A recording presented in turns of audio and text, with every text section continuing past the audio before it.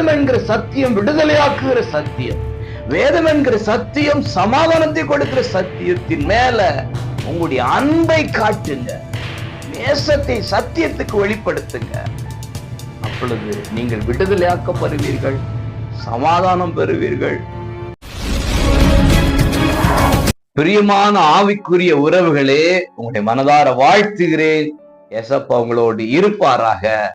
எபேசியர் 4:15 அன்புடன் சத்தியத்தை கை கொண்டு, வேதம் என்கிற சத்தியத்தை கை கொள்ளுகிற ஒரு வாழ்க்கை நமக்கு வேண்டும்.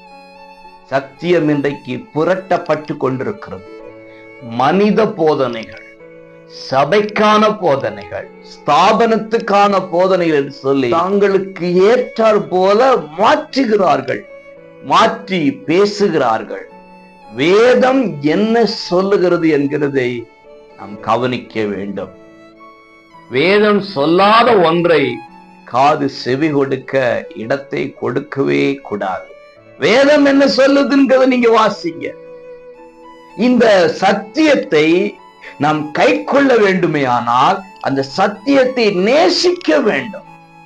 சத்தியத்தை வாசிக்கும் போது அன்புடன் வாசிக்க வேண்டும், நேசத்துடன் வாசிக்க வேண்டும், வேதத்தை நேசிக்க வேண்டும்.